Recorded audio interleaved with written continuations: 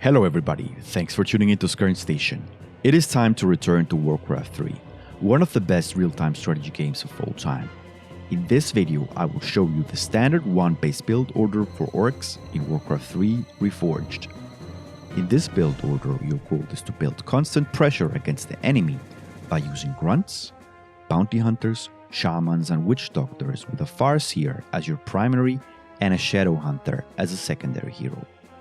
If you are a new or returning player, I recommend you to practice this build order in custom games against the computer until you master it and feel ready for competitive play. Before we start, don't forget to leave a like and subscribe for more. Without further ado, let's go through the Tier 2 Orc Build Order. Once the game begins, you will send 4 peons to the gold mine. The 5th peon will build the Altar of Storms right away. Start training peons. In total, we will require around 13 peons, 5 in the gold mine and around 8 collecting wood. All peons that you train will collect wood after they finish building. Keep that in mind, it is important. The 6th peon will build a burrow right beside the gold miners so they can enter it if they get attacked or harassed in the early game. The 7th peon will build a barrack. All 3 peons that are constructing at the moment will go and collect wood after they finished. Peon number 8 will go to the gold mine directly. Now you will have all 5 peons in the gold mine that should be kept there at all times. Peon number 9 will be collecting wood. You can now change the Great Hall waypoint and put it on a tree so that all peons collect wood automatically. Once the Altar of Storms is complete, send the peon to collect wood and start training the Farseer as well as peon number 10 and number 11 in the Great Hall. Once you reach 40 wood, build a burrow close to the woodworkers so that in case of an attack, the peons can enter it and start shooting arrows at the enemies. The barracks should be up by now and you can start producing grunts. I recommend picking the Farseer because this hero will allow you to expand and creep with the wolves easily. Later on, you might want to play a Blade Master as your starter hero, but as a beginner, the Farseer is your safest bet. As soon as your first grunt comes out of the barracks, you can set the barracks waypoint on the hero. All your grunts will run to wherever your army is. The first spell that you should pick with your Farseer are the wolves. You can go creep with them right away.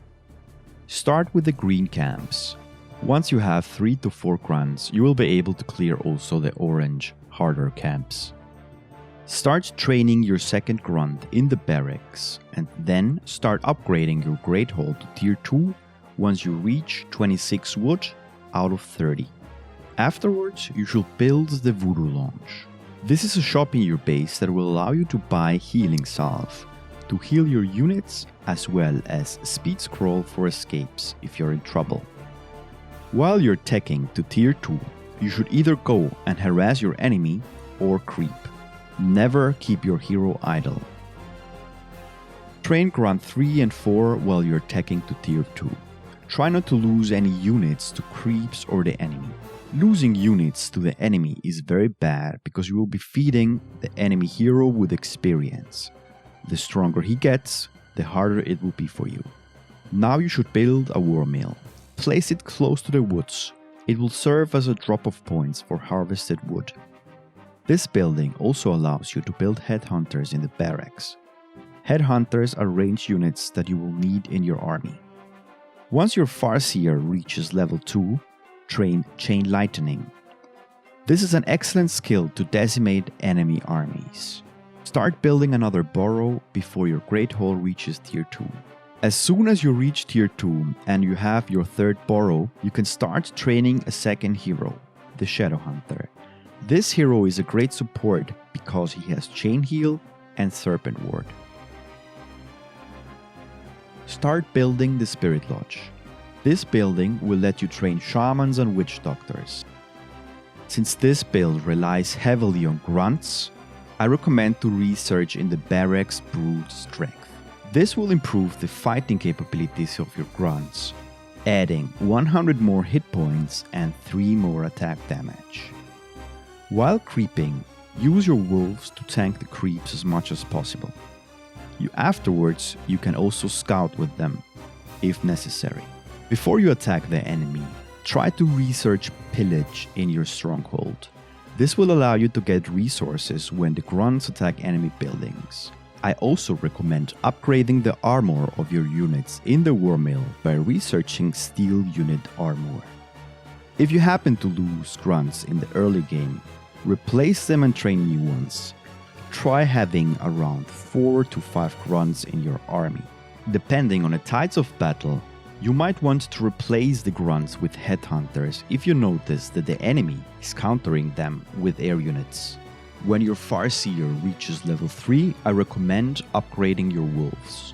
As I said at the beginning of the video, in this build it is key to keep building pressure on the enemy. Attack him and use your scroll of speed to escape if necessary. Never overcommit your heroes or your army. Start training a shaman in the Spirit Lodge. When you reach 39 out of 40 food, build another burrow. Concerning the spells for your Shadow Hunter, you can either pick Healing Wave or Serpent Ward if you want to deal damage. Serpent Ward is specifically good if you're fighting against air units. So, you will have to decide what is better for you. At this point in the game, I recommend either to build second barrack or a second Spirit Lodge, depending on what units you need more. Finding a balance is very important. If you have control of the map and you have a decent army, you can start teching to tier 3. Try to do this as soon as you can. While you're teching, you should research the first shaman upgrade in the Spirit Lodge, and once you reach tier 3, you should research the Master Shaman upgrade right away. This will let your shamans buff units with Bloodlust. Bloodlust will increase the attack rate of one unit by 40% and its movement speed by 25% for 60 seconds. This is a very strong buff that will increase the power of your army in the battlefield. If the battle continues longer, I recommend to upgrade your Witch Doctors in the Spirit Lodge to the Master level. They will then get healing words that will summon an immovable word that heals for 2% of the total hit points per second each and every one of your units. Of course, not the mechanic ones. From now on, continue as you feel fit in the battle. In future videos, I'll go through combat tips and tricks with orcs and what the best combinations versus each race is. I hope you enjoyed this video and this beginner build order helps you starting out or returning to Warcraft 3. Drop by Skern Station on Twitch and don't forget to leave a like and subscribe for more. See you next time.